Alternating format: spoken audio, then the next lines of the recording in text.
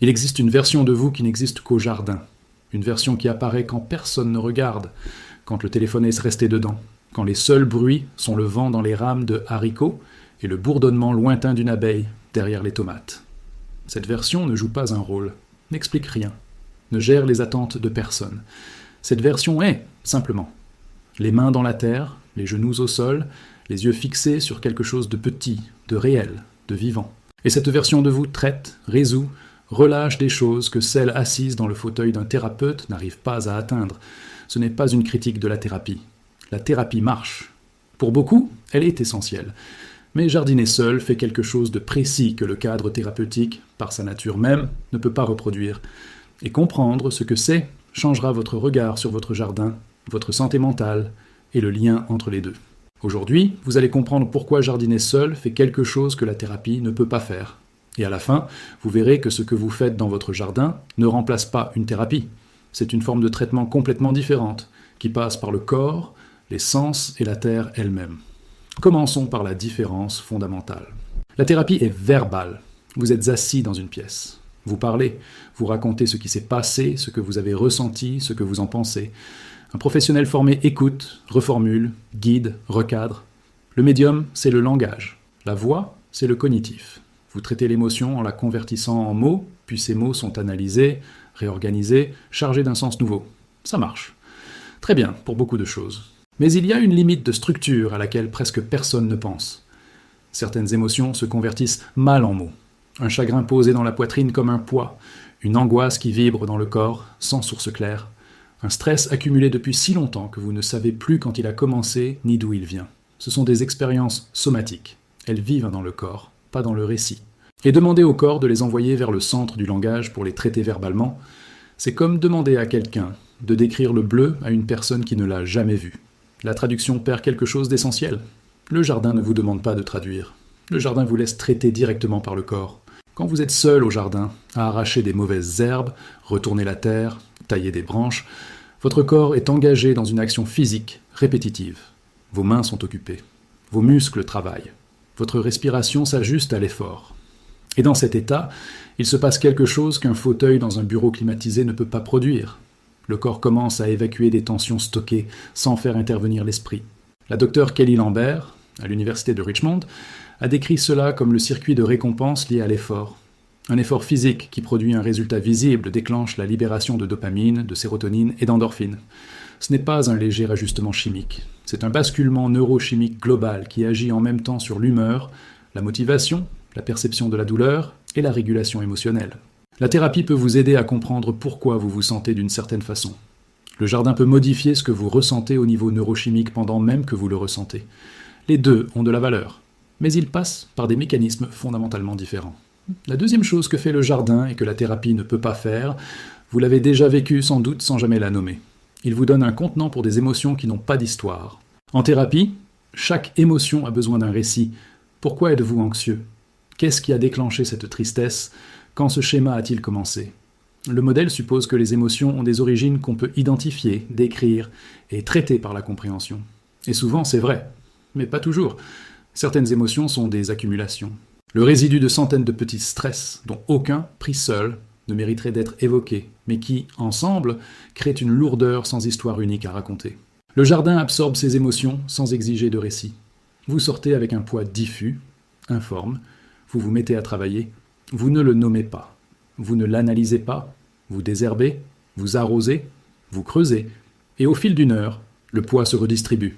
Il ne disparaît pas par compréhension, il se dissipe par l'action. Les herbes que vous avez arrachées ne représentaient pas votre stress. La terre que vous avez retournée n'était la métaphore de rien. Ces gestes ont simplement donné à votre corps un canal pour évacuer une énergie qui n'avait pas d'issue verbale. Et ça, aucune intervention fondée sur la parole ne peut le reproduire exactement, parce que parler exige de nommer, nommer exige une histoire, et parfois il n'y a pas d'histoire. Il n'y a qu'un poids. Et le jardin le prend. Le troisième mécanisme, les chercheurs commencent à peine à le comprendre, et il agit à un niveau auquel aucun cadre thérapeutique n'a accès. Le docteur Christopher Lowry, à l'Université du Colorado, a montré que Mycobacterium vaccae, une bactérie naturellement présente dans le sol, active les voies de la sérotonine dans le cerveau quand elle est absorbée par contact cutané ou par inhalation. C'est un effet pharmacologique direct, La terre délivre un composé qui module votre humeur via les mêmes circuits neuronaux que ciblent les inhibiteurs sélectifs de la recapture de la sérotonine. Quand vous êtes au jardin, les mains dans la terre, agenouillés près du sol, vous recevez un apport chimique qu'un cabinet de thérapeute, aussi compétent soit-il, ne peut tout simplement pas fournir. Ça ne veut pas dire que la thérapie est inférieure. Ça veut dire que le jardin ouvre une voie biologique plutôt que psychologique. La sérotonine issue des bactéries du sol n'a pas besoin d'introspection pour agir. Elle n'a pas besoin que vous soyez honnête sur vos émotions. Elle n'a pas besoin d'une bonne alliance thérapeutique, ni d'une relation de confiance avec votre praticien. Elle demande seulement que vous touchiez la terre. Et c'est un type d'intervention fondamentalement différent. La quatrième raison touche au temps, et c'est celle que les jardiniers comprennent d'instinct mieux que personne. La thérapie se fait en séance, 50 minutes, une fois par semaine, parfois deux. Elle dépend des rendez-vous, des plafonds d'assurance, des disponibilités. Le processus est cadré, planifié, par nature discontinu. On prend de l'élan en séance, on repart, puis on passe les 6 jours suivants dans le même décor et les mêmes schémas qui ont créé le problème. Le jardin, lui, ne fonctionne pas sur rendez-vous. Il est là chaque matin, chaque soir, chaque fois qu'on en a besoin. Le lien entre vous et votre jardin n'est pas hebdomadaire. Il est quotidien, continu. La guérison n'est pas un lieu où l'on va, c'est un milieu où l'on vit. Et parce que c'est quotidien, le jardin fait une chose que la thérapie hebdomadaire ne peut pas faire par structure. Il crée un rythme de soins qui finit par faire partie de votre identité. On ne va pas au jardin pour guérir, on va au jardin parce que c'est ce qu'on fait. Et c'est en le faisant que la guérison opère. Pas comme un but, comme un effet secondaire, la forme d'entretien psychique la moins spectaculaire, la plus durable, la plus profondément intégrée qui soit. Le 5e mécanisme concerne le contrôle, et il explique pourquoi jardiner donne l'exact inverse du sentiment d'impuissance qui pousse tant de gens vers la thérapie au départ. En thérapie, on explore souvent des situations où l'on s'est senti sans pouvoir, une relation qu'on n'a pas pu sauver, un travail qui vous a consumé, une enfance qu'on n'a pas choisie. Le travail thérapeutique aide à accepter ce qu'on ne pouvait pas contrôler. C'est un travail puissant et nécessaire, mais accepter n'est pas agir. Et le jardin vous rend ce pouvoir d'agir.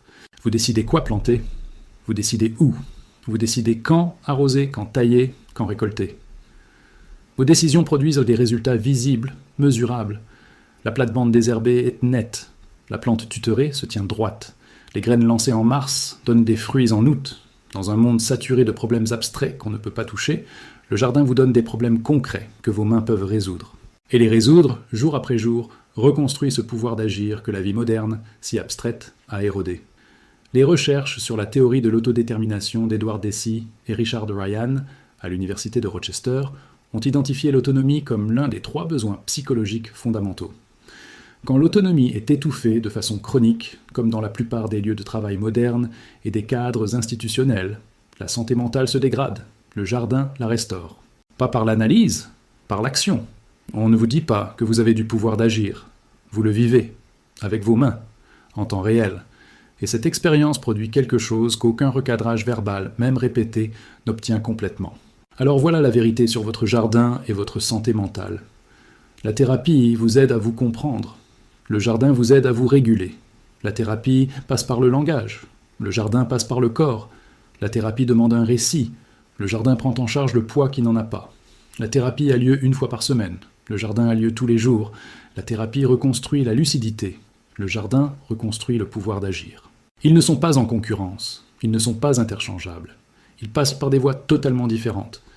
Et les personnes qui ont les deux, un bon thérapeute et un jardin, ont accès à une palette d'outils psychologiques qu'aucun des deux, seul, ne peut égaler. Mais si vous jardinez depuis des années sans avoir jamais vraiment compris pourquoi ça agit ainsi, pourquoi vous rentrez changé, pourquoi le jardin vous semble être plus qu'un loisir, pourquoi il atteint des endroits que les conversations n'atteignent pas, vous avez maintenant la réponse. Votre jardin n'est pas une thérapie, c'est l'autre moitié de l'équation que la thérapie n'a jamais été conçue pour compléter. Si c'est la première fois que vous êtes ici et que vous vous êtes reconnu dans ce que vous venez d'entendre, abonnez-vous. Cette chaîne a été faite pour des gens comme nous. Et dites-moi en commentaire, y a-t-il eu un moment où le jardin a touché quelque chose en vous que rien d'autre ne pouvait atteindre ? Qu'est-ce que vous faisiez et qu'est-ce qui a basculé ? J'ai envie d'entendre votre histoire.